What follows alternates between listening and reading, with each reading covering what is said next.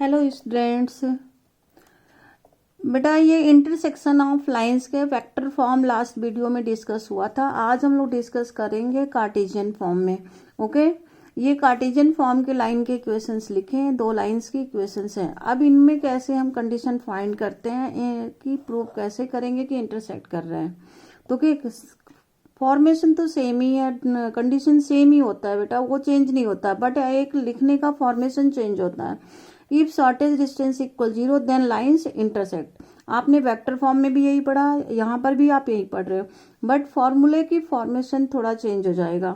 If shortest distance equal 0 then lines intersect. तो shortest distance का जो न्यूमरेटर फॉर्म आप लिखते थे बेटा, केवल उसे ही लिखना है यहाँ पे। तो what is numerator form? x2 minus x1, y2 minus y1, z2 minus z1। Okay, then b1 b2 b3 d1 d2 d3। इस कंडीशन से हमारे पास एक फॉर्मूला बन गया इंटरसेक्शन के, कि जब भी आपको इंटरसेक्शन की लाइंस आपको प्रूव करनी हो कि इंटरसेक्ट कर रहे हैं कि नहीं, तो आप इस कंडीशन को फॉलो करोगे। ठीक है, x2 x1 y2 y1 z2 z1। तो what is x1 y1 z1? Means line passes through the point from first line, x2 y2 z2 from second line, b1 b2 b3 direction ratios of first line and d1 d2 d3 is direction ratio of second line। तो ये सारी चीजें हमें line से find करना। You know equation of line, ये आपने पढ़ा है।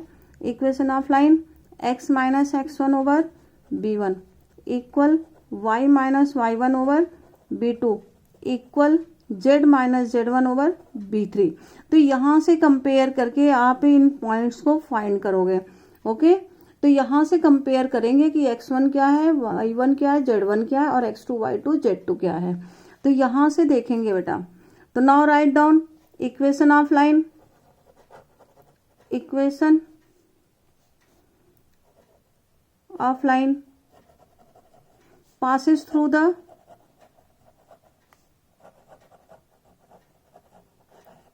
point,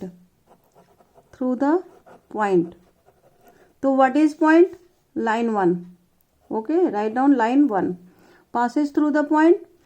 बेटा यहाँ सारे प्लस में है तो इनके साइन चेंज कर दो, जो भी साइन होता है उसका चेंज माइनस लगा देंगे। अब -3 and -5 and line 2 passes through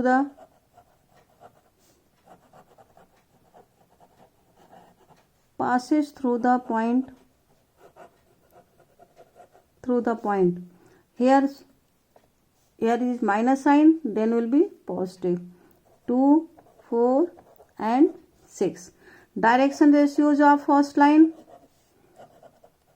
of line 1, what is 3 5 7 and direction ratios of line 2 1 3 5।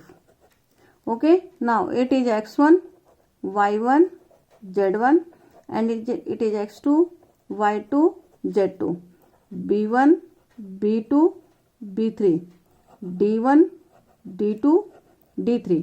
ये सारे पॉइंट्स आपके निकल गए। अब इसके डिटरमिनेंट फॉर्म में लेफ्ट हैंड साइड में पुट करेंगे। Okay, now write down it is determinant. What is x2 minus x1? तो what is x2?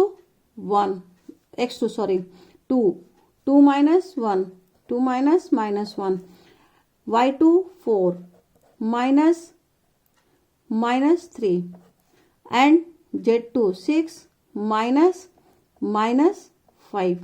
now write down direction ratios 3 5 and 7 1 3 and 5। now solve it।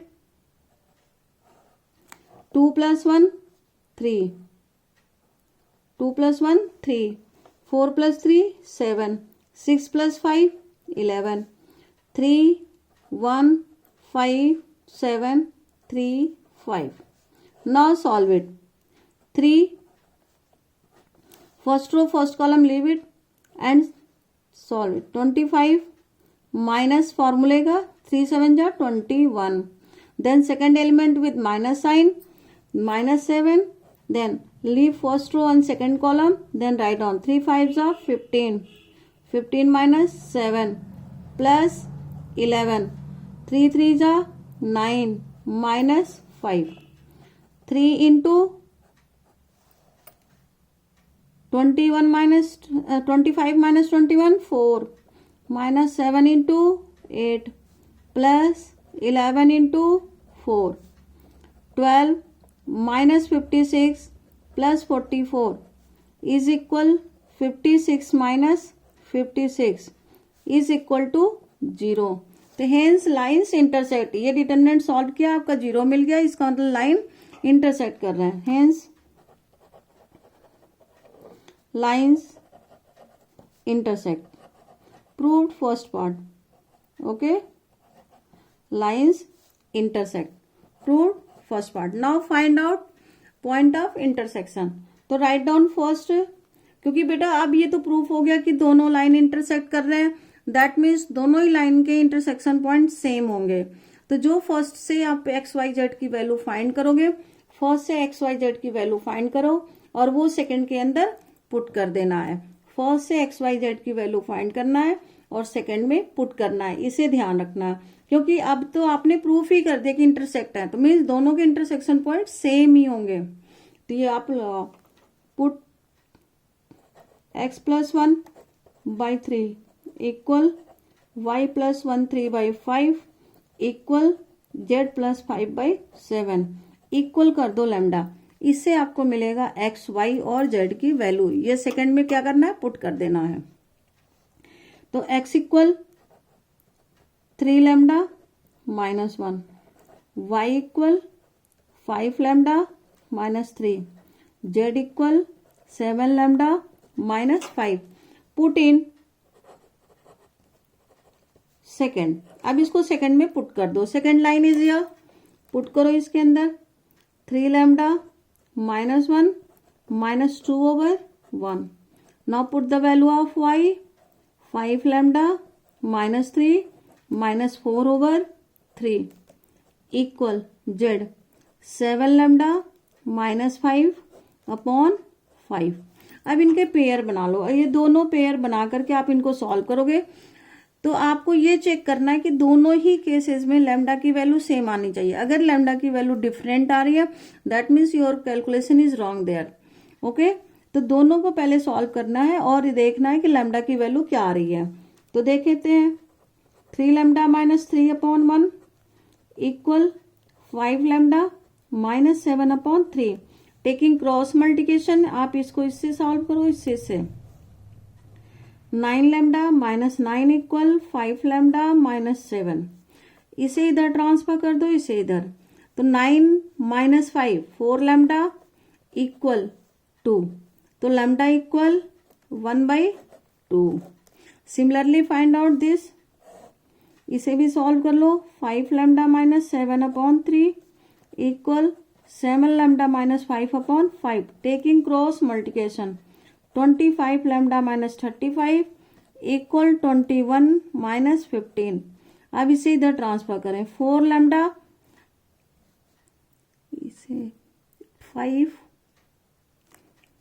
7 lambda minus 5 minus 6 is here.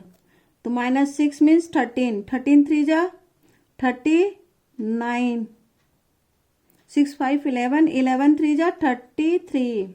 33 will be here. And here 21 lambda. Transfer here 4 lambda and 35 is equal to 2. 35 minus 33 is equal to 2. Lambda equal 2/4. 1/2. So means here is also lambda 1/2. So equal, that means your calculation is correct.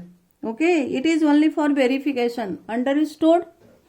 Now put the value of lambda in x, y and z and it will be point of intersection. ये क्या मिलेगा आपको? point of intersection. अब value of lambda यहाँ put कर दो. Okay, तो now point of intersection. intersection, put your value 3 into 1 by 2 minus 1, 5 into 1 by 2 minus 3 and 7 comma, यहाँ स्पेस नहीं है बेटा इसलिए नीचे लिख देते हैं 7 into 1 by 2 minus 5, 3 by 2 minus 1, 5 by 2 minus 3 and 7 by 2 minus 5. It is point of intersection. Now solve it. 3 by 2 minus 1, 1 by 2 minus 1 by 2, 3 5 2 जा 10, 10 minus 7 minus 3 by 2. It is point of intersection. Cartesian form, तो Cartesian form से ये point of intersection आपका निकलेगा बेटा। ये CBSE board के हिसाब से बहुत ही इम्पोर्टेंट है, इसे आप लोग ध्यान से पढ़ेंगे। इम्पोर्टेंट बहुत है, बार बार हम ये चीज़ बोल रहे हैं कि ये बहुत ही इम्पोर्टेंट है सीबीएसई के पॉइंट ऑफ व्यू से, तो आप इसे पढ़ें। इसमें जो भी कोई प्रॉब्लम होती है आप उसे कमेंट बॉक्स में लिख सकते हैं और please share and subscribe also.